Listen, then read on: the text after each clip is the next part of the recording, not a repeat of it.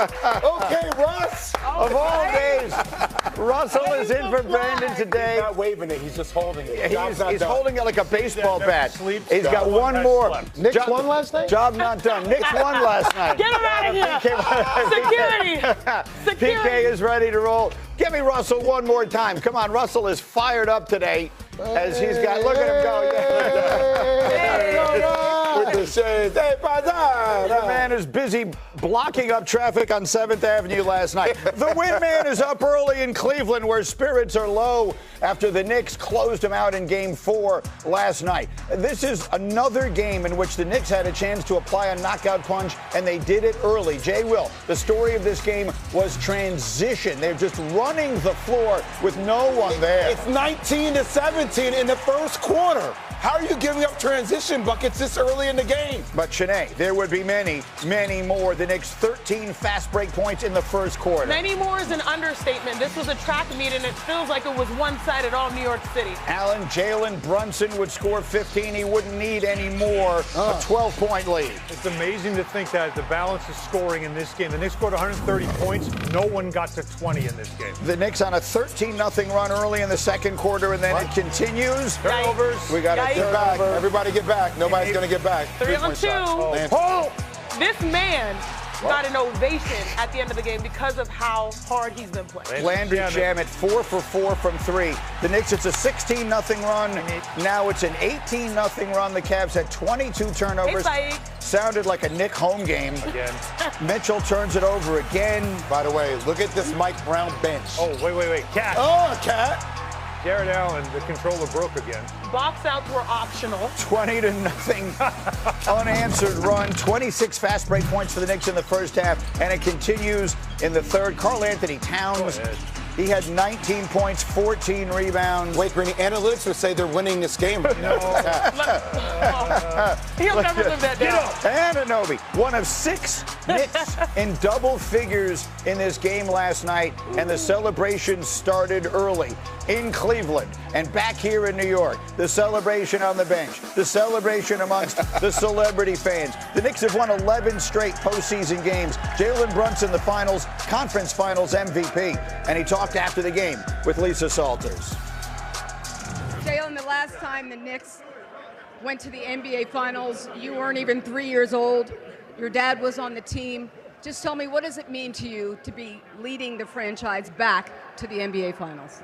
I mean, it means a lot, but I mean, I wouldn't be here without my teammates. The belief they had in me, this coaching staff, this organization, this fan base. I mean, without them, none of this is possible. Man, it's an honor to be able to do this back in the team that I grew up cheering for my whole entire life. So to have Patrick Ewing, Clyde, everybody here, to have the greatest fans in the NBA show up here on the road, and for them to give us this kind of love everywhere we go in the world, you couldn't have asked for a better feeling.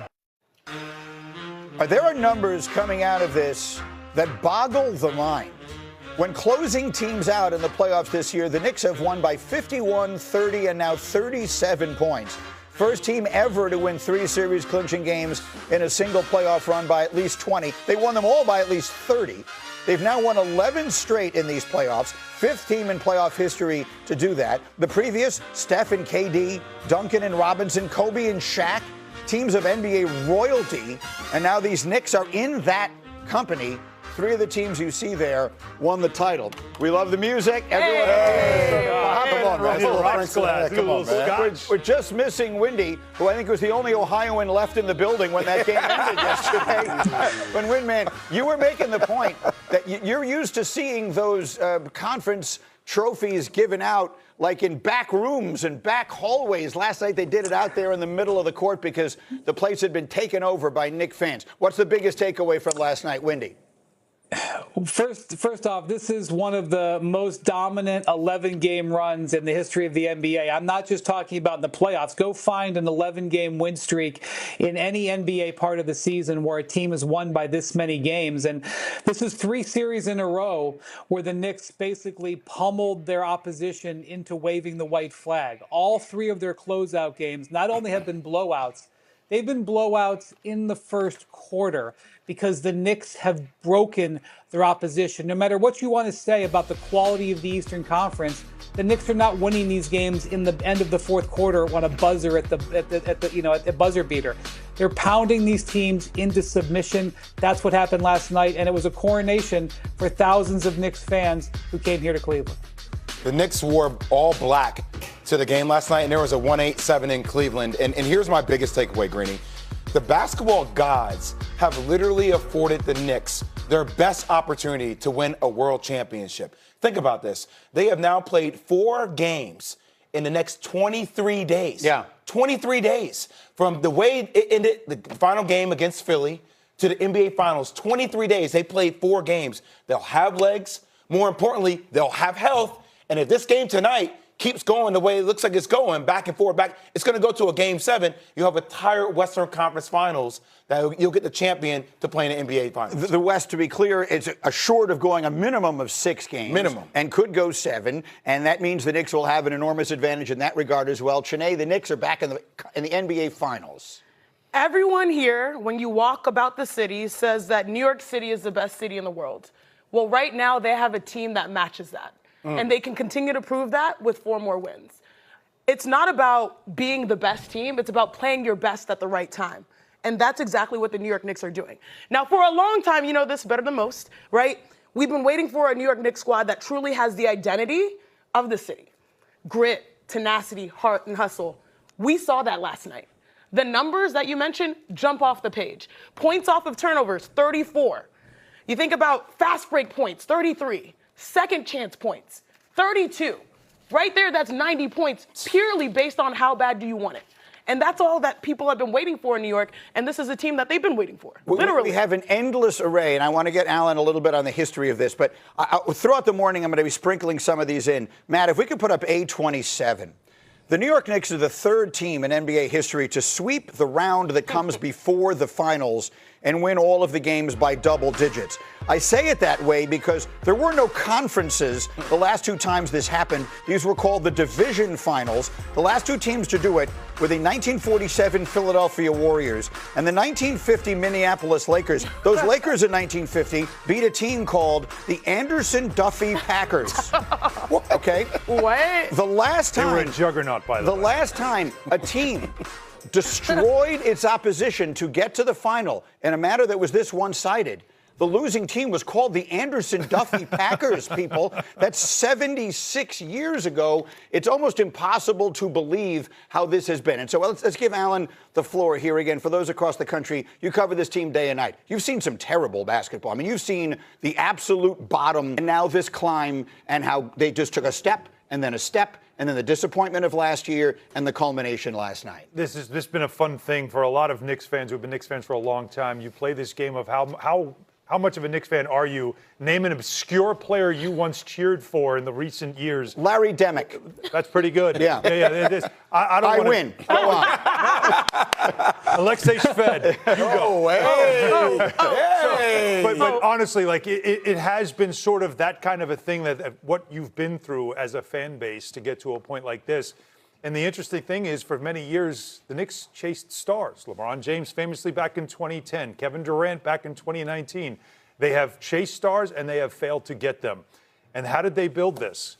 With a second-round pick named Jalen Brunson, who everyone said they gave $100 million to Jalen Brunson. What are they doing? Well, that was the first piece of a foundation that turned into a team that has a chance to win a championship. And it was built that way, a team style of basketball that the whole city has fallen in love with. And while last night I shook hands and got hugs from people I'll never meet again and don't know who they are, as I was walking out of the studio last night, trying to cross 7th Avenue, which was impossible and probably will be for the next couple of weeks, it was still what I remembered most was last night, the reaction of the team. New York is celebrating. Fans are celebrating because they deserve to. But Karl Anthony Towns and Jalen Brunson, while they're watching the final seconds of the game tick off, Towns walked up to Brunson. The two of them just shared a hug, and Towns whispered into his ear, as you watch right here. This is Ben Stiller, by the way, taking the video of all people to do something. Yeah. It's how New York is that. But he says to him, right, 4 more to go. Yes, we got 4 more. And that has been the message this whole time. While they're doing stuff that, Greeny, you're going to be talking about historic numbers, ridiculous numbers, closeout games on the road, winning by an average of 40 points a game. it's the players who are saying, this is nice, but this doesn't mean anything if we don't get the whole damn thing. And that's what they want to do. It's not only a second-round pick for Brunson. It's also how many picks for Mikal Bridges? How many times did people say, oh, we're not sure Karl Anthony Towns is the right person?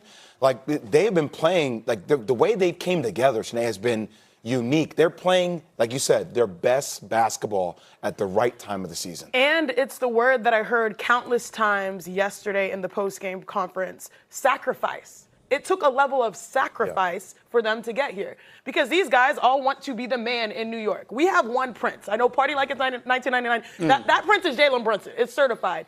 But the sacrifice to be able to adjust on the fly. Something happened in that Atlanta series after they lost and after they got embarrassed. The day between games 3 and 4. They had a come-to-Jesus meeting. We've all had come-to-Jesus meetings with our teams. Yeah. This one was different, because it got a level of buy-in where the sacrifice is palpable. Them diving on the floor for loose balls, them knocking down shots, the bench showing up. All the questions have been answered about how bad does this team want it. And guess what? I give them a fair chance to win it all. We'll have all morning long to sort of spin this thing forward and in all possible directions. But, Wendy, as far as putting an exclamation point on this run for the Knicks, how do you do it from where you sit right now? Well, I can tell you, being around the Knicks players last night, that was absolutely the sentiment that Alan described. While they were obviously elated and happy and they wanted to enjoy some time with their families who were all there, they were all saying they've still got more to do. And even Jim Dolan last night, who, he was the one who said, I'm going to hire Leon Rose and Wes Wesley to run this team. I'm the one who's saying we're hanging up the phone on Giannis Antetokounmpo. He was saying to the fans, there was thousands of fans. Greeny, there were so many fans that they had to turn away private jets at the downtown airport. They had to divert the jets coming from New York and Westchester and Farmingdale. They had to say, you had to go to the other airport. The first row of the seats, the Cavs refused to let any Knicks fans sit in the first row of the seats, all those rich guys. But then the game was a blowout and the first row left and they moved to the first row anyway. But even Jim Dolan, with all the Knicks fans there, was saying, we have 4 more. That sentiment was definitely still there amongst the team last night. All right, so they've got 4 more to go. We'll be on this all morning long, but we also have the Stanley Cup semifinals working their way through.